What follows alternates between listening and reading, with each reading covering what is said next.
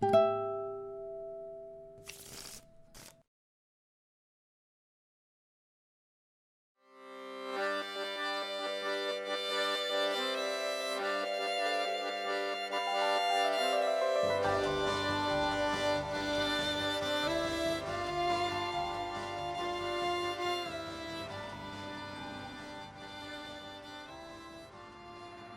me. Has Hollywood developed an allergy to originality? How do you mean? I mean, every movie playing is a sequel or a prequel or an adaptation or a spin-off or just completely derivative. I want to know why. Through all the history of literature and of the arts in general, works of art are for a large part repetitions of the tradition. To the entire history of artistic creativity belong plagiarism, literary theft, appropriation, incorporation, retelling, rewriting, recapitulation, revision, reprise, thematic variation, ironic retake, parody, imitation, stylistic theft, pastiches, collages, and deliberate assemblages. There is no rigorous and precise distinction between practices like imitation, stylistic plagiarism, copy, replica, and forgery. These appropriation procedures are the main axis of a literate culture in which the tradition of the canonic past is being constantly rewritten. These appropriation procedures, vital to the whole history of art, have gained more and more importance since the beginning of the 20th century with the boom of the modernist and postmodern movements. In modernist and postmodernist art, appropriation has been heightened as the central and representative device. Well, is that so? Well, that's really fascinating.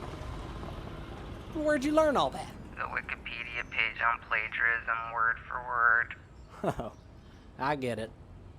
Was that your way of saying that nothing is really original? The concept of originality is culturally contingent. It became an ideal in Western culture starting from the 18th century. In contrast, at the time of Shakespeare, it was common to appreciate more the similarity with an admired classical work, and Shakespeare himself avoided unnecessary invention. Wikipedia? Yep, the originality page. I see. What are you, some kind of Wikipedia repeating robot? Or do you have any original ideas of your own, Slick? All ideas are secondhand, consciously and unconsciously drawn from a million outside sources and daily use by the garner with the pride and satisfaction born of the superstition that he originated them. When a great orator makes a speech, you are listening to 10 centuries and 10,000 men, but we call it his speech, and really some exceedingly small portion of it is his, but not enough to signify. That's a good point. You come up with that? Mark Twain, word for word. Of course. But you're right on all your plagiarized points. I mean, call me a snob for walking around thinking that anything could truly be original. Nah, man, I'll take a ticket for Men in Black 3. Sold out. Sold out? Well, selling out is the compromising of integrity, morality, or principles in exchange for money or success, however defined, and is commonly associated with attempts to tailor material to the mainstream audience. Wikipedia. The free encyclopedia that anyone can edit.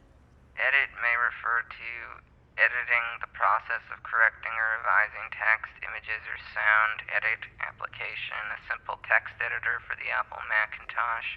Edit MS-DOS, the MS-DOS editor, a plain text editor for MS-DOS, included in some versions of Microsoft Windows.